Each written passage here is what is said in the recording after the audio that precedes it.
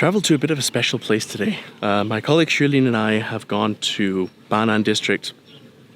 We're maybe 40, 50, maybe even 60 kilometers outside of the main city in a place called Fengsheng Ancient Town. And we're actually not even here to see the town, although that was my first thought. That would have been a great reason for me to come and visit. We're actually here to do a live stream a little bit later with a painter who has not one, but 2 Guinness World Records for creating one of the largest paintings and one of the longest.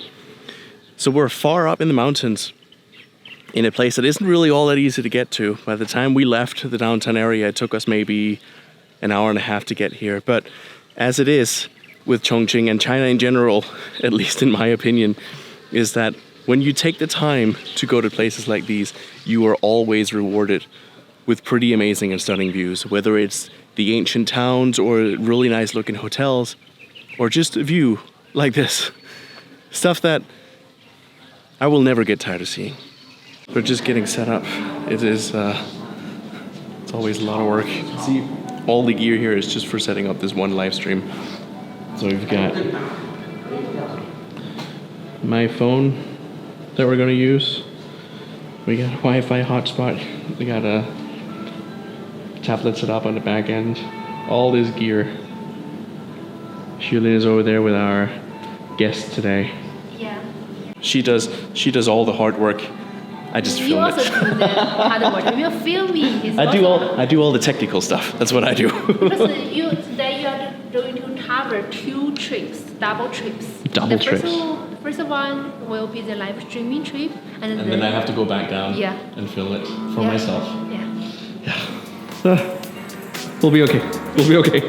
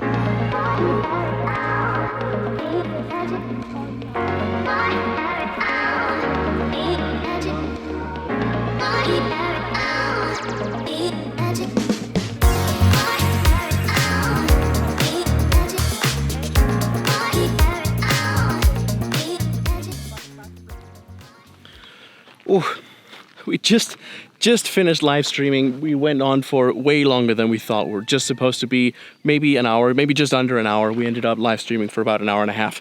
But that's great because sometimes you just don't want to stop in the middle of everything because there's so much to show. This is definitely one of those places. Look at this wall. This is the end of a 688 meter long wall that has a single long painting. Now, it's not the same motif all the way through. It's many different motifs strung together into a single painting. This wall starts right here where I am, and then it goes up here, way up in the mountain up there, 688 meters. Guinness World Record for one of the longest paintings in the world. And it's a 3D painting nonetheless. And many of the places along this road as you walk, you can stop and sort of interact with the painting, interact with it, take photos, just enjoy it. It's really, really cool. I actually did not really know what to expect. Let's switch hands here. I didn't really know what to expect when we got here. But this thing is massive, and it's actually pretty cool looking too. I really enjoyed walking through. Unfortunately, it was just Xuelin and myself today, so she was in charge of hosting the live stream and speaking to him because it was all done in Chinese, and I focused on filming and then managing the back end. During the live stream itself, I was actually telling Xuelin that I've probably been to Banan district now more times in the past couple of months than I have in the almost 8 years I've lived in Chongqing at this point. This hill is a little steep. I'm a little fat and lazy. But I really enjoy coming to Banan district. Sometimes it's a little far to go, but generally it's usually a pretty enjoyable experience. There's lots to see and lots to do. This one was one of the cool ones. It's gonna be hard for me to show it. You would need someone to hold the camera. Basically, you can go up and stand on that log up here, or on that rock down here, and it'll look a little bit like this. Like you're clinging on to dear life. These loose rocks, also not the easiest to walk on. But for 600 meters, this artwork just keeps going. And we were lucky to have one of the creators walk with us just now in the live stream, explaining to us what they all mean, what they were all inspired from. And this whole thing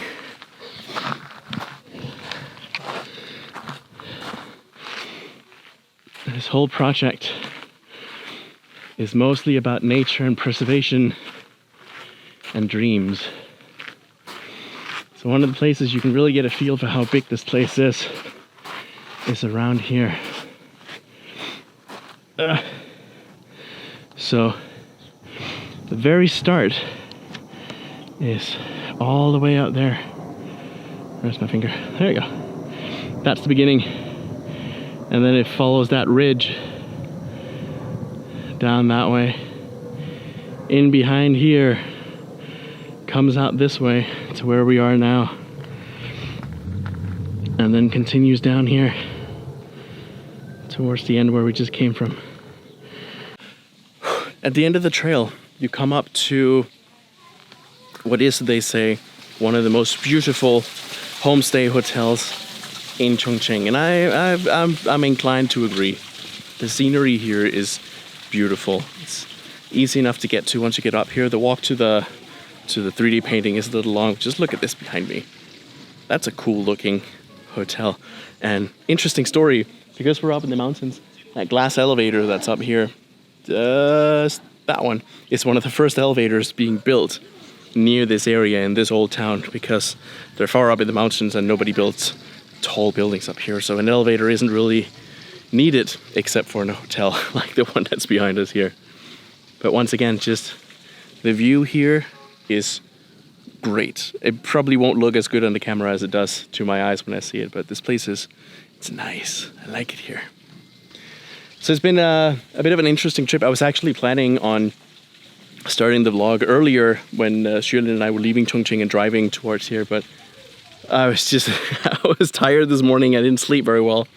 And so I decided to just start when we get here. Then of course everything gets busy, and once the live stream starts, you can't really do anything. And the live stream was half an hour longer than planned. But fret not, because we got some good views going on here. There's a little viewing platform. Let's just end it all right down here. Let's see if I can go down here without smacking myself in the head.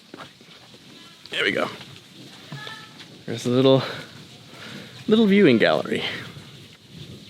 So yeah, not much else to it. I just wanted to try and take you along on a day in the life of doing live streams outside. The people here, whenever we come to do these kinds of live streams and stuff, are always super accommodating.